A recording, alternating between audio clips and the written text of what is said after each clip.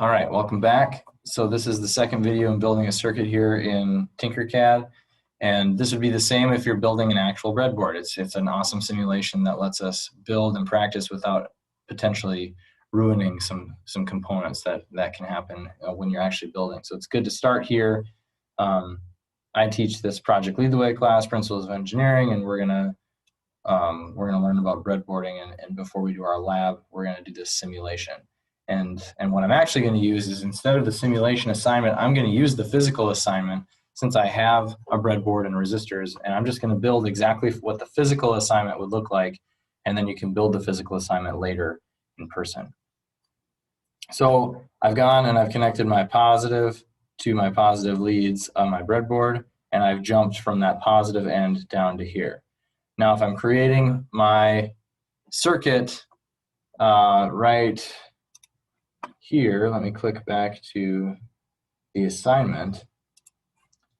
My circuit is going to look something like this right here. So I've got positive or power coming in here, and then it goes around and it connects to a resistor of 330 ohms.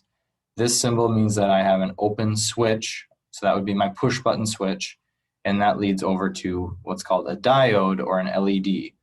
And we'll talk about that. And then this V is when we talk about measuring, and we'll focus on that at the end. And then the LED connects all the way back to my negative side of my power. So if I go back to my circuit design, I'm going to bring in, the next thing was a resistor. So I'm going to bring in my resistor.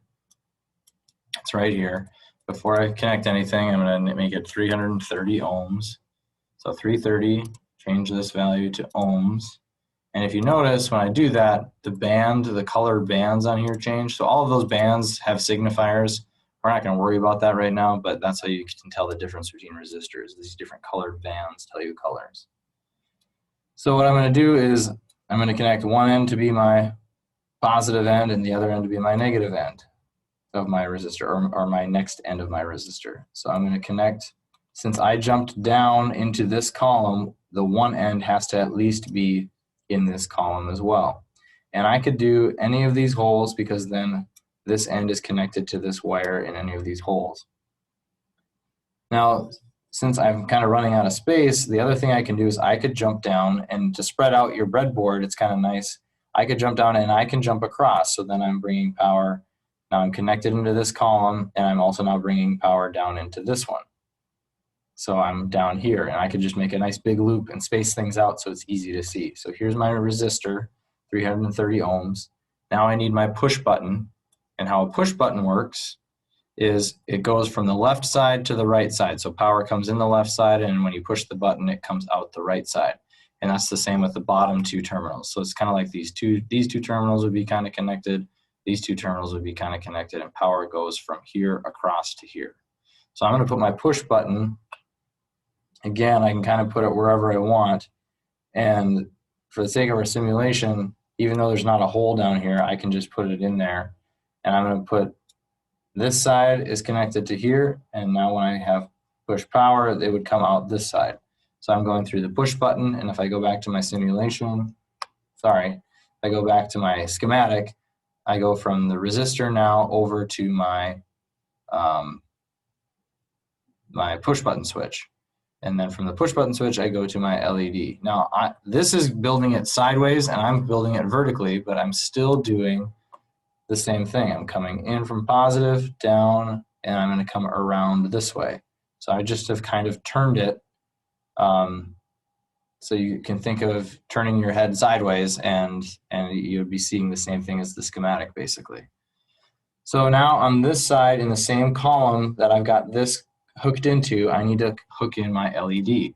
Now the thing about LEDs is, if you look at this, an LED is considered a diode, which means current can only flow one way. It can only go from this side down through this side. So with an LED, we have what's called a cathode or an anode. The cathode would be your positive side, and the anode, or excuse me, the anode is the positive side and the cathode is the negative side. And so we need to make sure the cathode ends up being the side that continues towards our negative end. So on here, if I look, the cathode is set up on the left right now, and the anode is set up on the right. So if I hook this in, my LED will not work because it's going through the cathode to the anode, but I need to flip it around so that it goes the other way. So what I'm gonna do, and this is the one thing I don't really love about Tinkercad, is I can flip this right here. So I click the rotate and I click and it kind of goes up, I don't know, maybe 30, 15 degree increments, probably, something like that. Oops, I went too far. I'm talking.